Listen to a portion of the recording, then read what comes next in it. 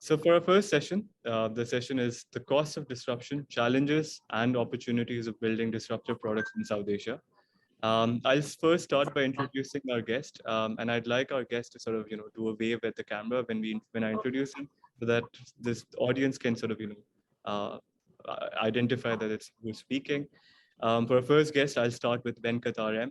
Venkat is a seasoned product leader who has led product teams and built products at Bounce, Razorpay, Ola Cabs, and Naukri.com.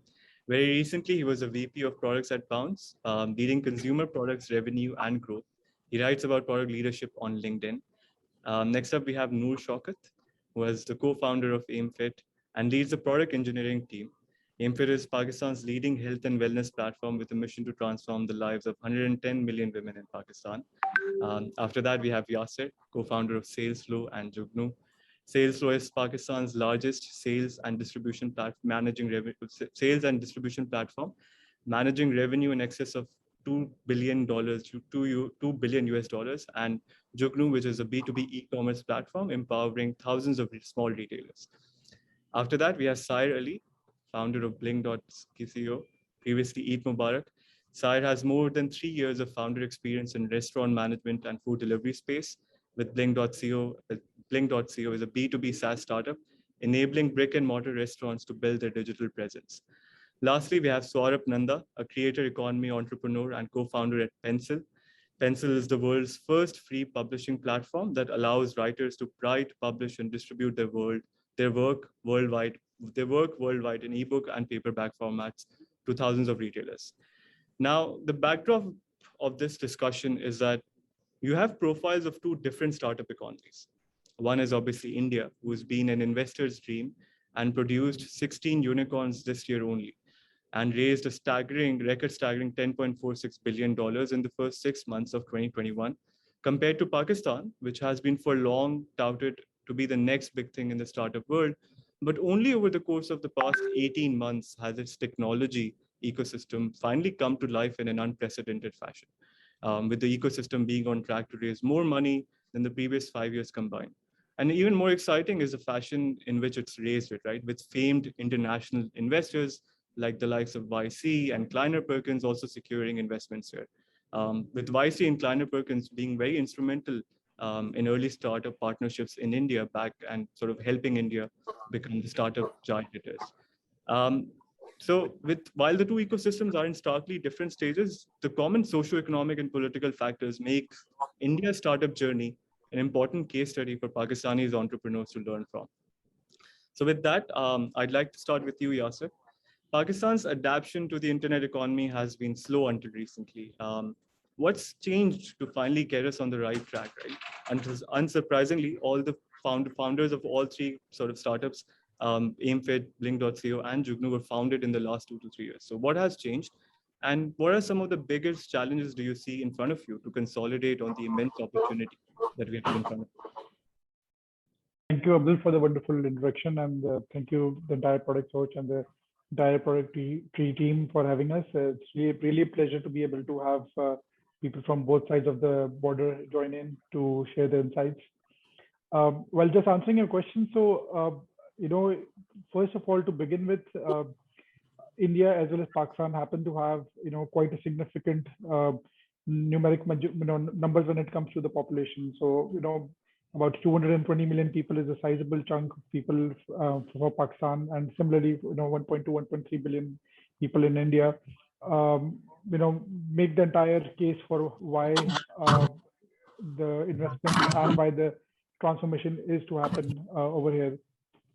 Now, when it comes to the journey in Pakistan, we all know that the 3G and 4G, implementation actually started in 2014 for Pakistan. And when we talk about, really having the numeric availability of people who are connected, making business models viable, that took some time, of course, and there was quite a delayed start. My first startup, SalesFlow, we launched in 2015, and we had an advantage that 3G had just come in, and cloud services were able to allow a lot of enterprises to quickly switch to our platform, which led to the creation of Pakistan's largest sales and distribution platform. Just coincided on the timing. Now, when we really fast forward, 2047, couple of, 2.5 decades from now, Pakistan in terms of population terms would be the world's third largest country in terms of, it would have crossed the US and Indonesia in terms of the population terms. So it will be India followed by China, followed by Pakistan. So this current 100 million subscribers that we have in terms of 3G and 4G internet would have, of course, grown significantly. Now, coming specifically to the point, this delayed start that we had on 3G, 4G did not enable enough of the people to participate in the network effect. So if there was a B2B marketplace to be created, your small businesses had to have that connectivity, that they had to have that penetration that took time to come in. Similarly, if there were any, let's say, Uberized delivery to happen, you would have had to have enough demand and supply to really come in. So in the last three years, we've seen that the numbers have really exponentially multiplied, and we have 100 million plus internet users who are connected all the time that have enabled this economy to really take off. So what we see is that a lot of this will now accelerate further into a lot more business models, disrupting the current ways of working to accelerate the journey. Yeah. Thank you for those insights. And I'll also like your thoughts on this. In the context of fit, right? Operating in the fitness and wellness industry, fitness is still seen to be a novelty in Pakistani market and an elite privilege. How is AimFit changing that perception? So, Assalamu alaikum, Abdul, and everybody on the call. Hi to everybody across the border. Thank you for having us. This is a wonderful opportunity for us to connect and learn from each other's experiences. So I just want to touch a little bit on what Yasser had mentioned. And I think it's been, so AimFit has actually been around for the last 7 years. It's just we've existed as a brick and mortar fitness business. And one question that gets asked to us, and one that we also ask ourselves repeatedly, is when was the right time for us to have raised our seed money to launch the digital version of our platform? Now that we're in the thick of it, I think we in hindsight, we definitely should not have raised sooner, because as Yasser was mentioning, even 4 or 5 years ago, there's actually multiple startups that you hear of. They had the same idea. Founders had put obviously a lot of effort behind different products that they were building, but we're really seeing that in the last couple of years, these products are now taking off. And I think it's a mix of everything. To go back to the cliche of the ecosystem wasn't there, but the ecosystem, I think the top 3 factors that would make up the ecosystem is, one would, I think, be this injection of capital, whether it's local or foreign, which we're now seeing, especially expedited post-COVID. Second is, I think, even talent. So people who've seen these companies grow and scale, whether it's in MENA or it's in the US and the UK, returning to Pakistan to build these companies and infusing that confidence in the local population that we can also build giants that can match what has already been done in the West. And I think third definitely is the proliferation of digital technology, especially mobile phones, internet speeds. And I think one that is going to have another massive impact on the ecosystem is digital payments, which we're still, kind of in the middle of figuring out a solution for in Pakistan. From specifically speaking from an AimFit perspective, definitely fitness in Pakistan, especially for women, which is what we focus on, is considered a niche market. Boutique fitness or being able to partake in these kind of instructor-led wellness classes is considered an activity for the rich and privileged. And 100% like with everything, digitization will democratize this product as well. The other added kind of lens that AimFit provides us is that because we target females only, we also look to understand what are the challenges that women face in adopting digital products on the whole, not just a fitness digital product. And definitely the challenges are different. But one thing that is clear is that it's not because there's no will from the side of the consumer. I think everybody who is under 40 is comfortable using, I mean, that's a conservative number. Everybody who's under 40 who has access to a mobile phone is comfortable using a mobile phone if they have, I would say, even, like a reasonable level of education, which of course is also something that is currently in Pakistan is being worked on. The will is there. The resources are now becoming more and more available. So we're only looking for this trend to grow from here. Thank you so much. I think that makes a lot of sense. Yeah. And certainly puts things into perspective. I'd also now like to move to Saurabh and Venkat. And obviously India is at a very different mature stage in their startup journey, as mentioned before. And so I'd like to hear from you guys as to what are some of the key reasons that made Indian ecosystem such an investor's dream over the past years, and what are some of the new challenges do you guys foresee for the startups in the Indian ecosystem, especially in terms of hitting scale globally and competing with the North American and European markets? I'll start with you, Venkat, and then I'll head to Okay. On competing with the international players, we already have started that. Okay? Yeah. If you take the SaaS space, we already made inroads. Like, there's tremendous response. If you ask me how did it start, right? If I go back to year 2000, Y2K crisis gave birth to, not birth, like boosted the software services. So people across the world trusted that, oh, okay, Indians can do software, right? Fast forward around 2012-13, a similar revolution happened when SMEs across the world wanted quality products at an affordable price under superb support. Right? That's where the Zohos and the Freshworks came in. And now, I mean, SaaS has become a norm, and a lot of people just start with US first or Europe first. Right? Yeah. The challenge, in terms of challenges, if you see, I'd broadly classify them into two areas. One is the technology gap itself. Like some new technology emerging, it largely comes from the West and it takes some time. But that gap, if you see in certain fronts like AI, the latest ones are there in India, and we are able to build solutions around it. The second is the market gap, right? Like companies in Valley have the advantage because the market is there, right, in front of them to test some new concepts, ideas. I think that will slowly change. Even now, VCs are not quite funding.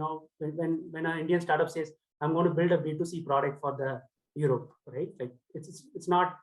But I feel it will start with certain segments, right, where a smaller segment will be picked up by Indian companies. People will show that, hey, we can understand customers across the world. We understand the latest needs, and then it will become very common, like a Canadian company or a European or a US company building for the world. Yeah. But it's going to take some time on the B2C front. And how do you shorten that process? So for example, obviously it's easier said than done to kind of say accelerate, but given that you in the past, this was a record year even in terms of fundraising, and kind of an inflection point, right? There was an inflection point in 2013, 2014, where you had, just 300 deals for startups being done, where you had around $1 billion raised, and then around $3 to $4 billion raised. And exactly next year, that shoots up to be around $8 to $9 billion and 900 to 1,000 deals a year. And I'm trying to understand that, we kind of see these inflection points. We see similarly for Pakistan, this year has been quite phenomenal to be able to sort of, really consolidate on that promise. And then, so what are some of those next trends that you foresee, and how can you accelerate your pace to that? Okay. If you see, right, like a lot of these changes happened because there was some big event, right, like that happened and kind of fast forward. My sense is tech talent across the world, it's very hard to compete. Like companies the wage inflation is so high. My sense is that first, some companies will start building products, consumer products from India, and that will be like showcase to investors to say that, hey, this is going to work, and then we will have global products, B2C global products from India. we are already seeing it in 2021, where even Indian startups are competing hard for the talent. But I guess the situation and value would be like 10x, right? Like the problems would be 10x. Maybe 2021, 22 would be inflection point when remote work becomes a norm and people are very comfortable, about working with anyone, trusting people across the geographies. Maybe this is the year. Yeah, thank you. Saurabh, and I'd like to sort of, give you the floor to kind of give your feedback on this sort of point. Thanks, Venkat. Very valuable points, and thanks, Abdul. How I'd like to answer it is in a single point that what has changed is mindset, and I'll kind of run you through a personal plus India's journey in the last 21 years, and I take it from year 2000. So in the year 2000, I used to work at a company called Bajaj Auto. It is the world's second largest, two-wheeler manufacturing company. And that point in time, while passing engineering, even dreaming to have, initially I wanted to be an automobile design engineer. And, what surprised me while I was interning there was all the two-wheelers that were, kind of manufactured by India. India had the world's largest two-wheeler manufacturing, 1 and 2, both spots were in India. But the design was done by a single company called TRD, or Tokyo R&D, right? We didn't have the design capability there, right? And the year 2000 signified a lot of changes, right? India produced its first car, which was designed partially, in India. And at that point in time, when I was speaking to my other people around me in the company, imagining that you could design it in India was hard. Can you beat that? Imagining, you're not even like, to take that shot was difficult. When I wanted to start an automobile company initially, imagining was difficult, right? By 2007, I'll cover 7 years from there. What India was producing was essentially clone startups. Clone startups are something that exist in wherever in US and Europe. You just create clones, right? And you saw a lot of unicorns coming out of clone startups. And by 7 years further, 2014-15, entrepreneurs got comfortable solving a real fresh problem. And that now, if you see, you mentioning about $10 billion raised in the first 6 months in India, there are a bunch of clone startups there again, but there are a lot of startups that are solving fresh problems, and these problems are global problems. So we've seen what, say, Byju's has done at Shravan's startup, and also look at BrowserStack, look at Postman. Each of them have actually solved something fresh, and it didn't matter whether the product is only for India or globally. Right. So in terms of one single change that has happened, that is mindset. And I'll close the story with one more thing. Today, you have someone like Ola coming in, and it just says that, I don't care whether and how, whatever size you are of, say a Hero Honda or a Bajaj or whatever that you are, and anything else. I will start a company in 6 months' time. I'll have production going. I'll have 100,000, scooters out, and I'll touch 1 million and become the world's largest two-wheeler manufacturing company in 2 years' time. Now, journey for I just used an industry which is not software, knowingly to kind of give you perspective on entrepreneurship. Software is just one format of it, right? But what has changed? So for Bhavish to just imagine that the world's largest electric two-wheeler can come in, and everything is rolling as per schedule. We pretty much are not even questioning whether that can happen. It's just happening. Everybody knows it will happen. I think, yes, one single point, mindset. Yeah, I certainly agree. I think that belief is now kind of quite instilled that we can have our own sort of, similar to Silicon Valley heroes within your own country. And that's kind of led to that adaptability. Yeah, and to just add to that, say, one more thing on mindset and how startups are forming. In 2019, I had gone to Beijing to ByteDance, and I was awed by what they were doing. Right, so it's a company sitting out of Beijing and some part of China, and they've created a product that is running so well in India, in US, everywhere. Right, who would have thought of that earlier? And that begins with mindset that my product is going to have global users, global scale. Everything will be global from day one. And at that point in time, the number of users that say TikTok had in India was significantly higher than what they had in China. And this is not a demographic dividend. Yeah. Right? Yeah. Thank you so much for that.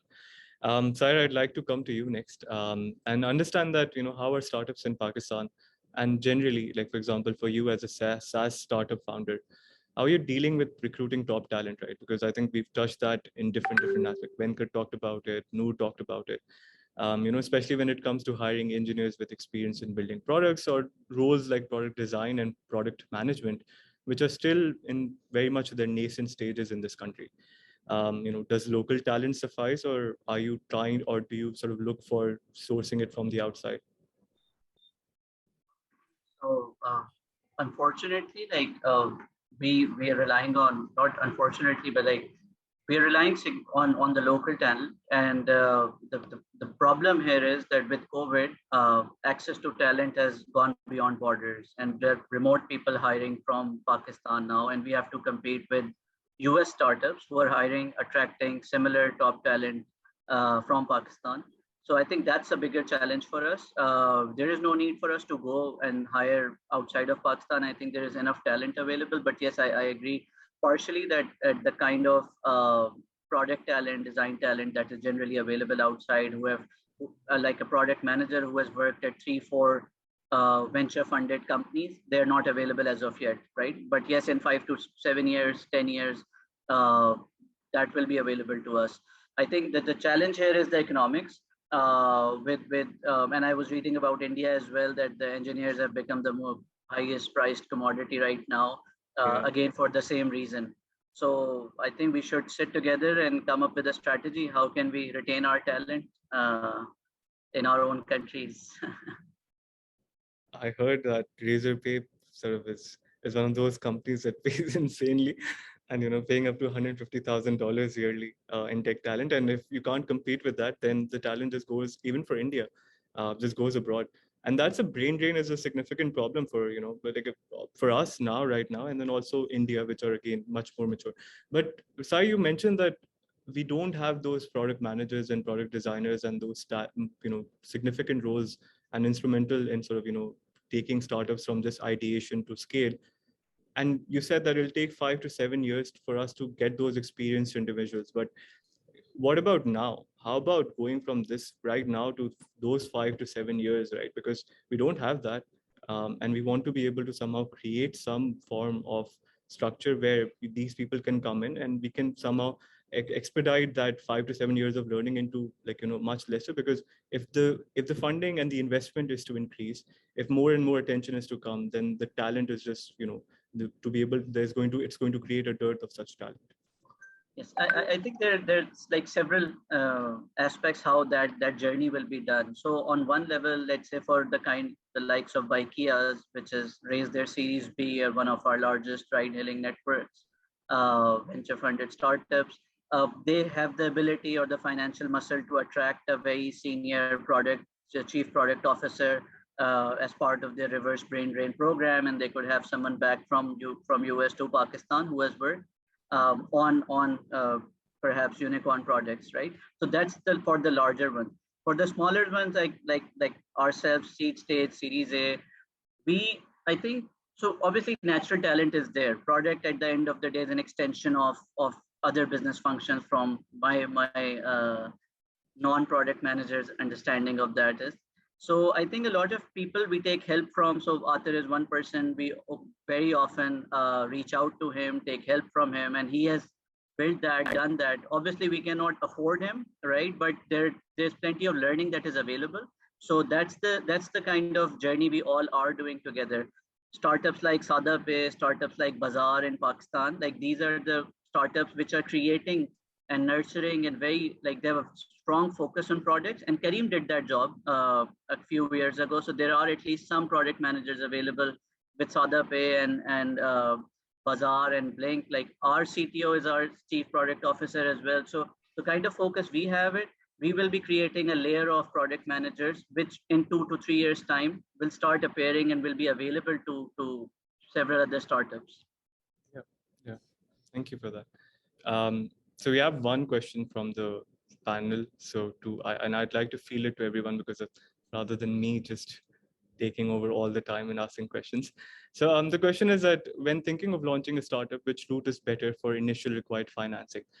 Own investment or external pre-seed investment? And I'd just open it up so to whoever kind of this was specifically asked for Yasser, but I'd take 1 point from Yasser, and then I'd also like to hear from Saurabh or Venkat, and then I think we only have 5 minutes remaining. So yeah, Yasser. Yes, I think first of all, before you even start launching a startup, think about the problem, build empathy around the problem, and be very clear in terms of how you're going to solve it.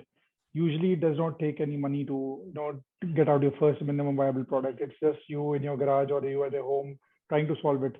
Until you're not really clear in terms of how you go about it, be clear what you need the money for.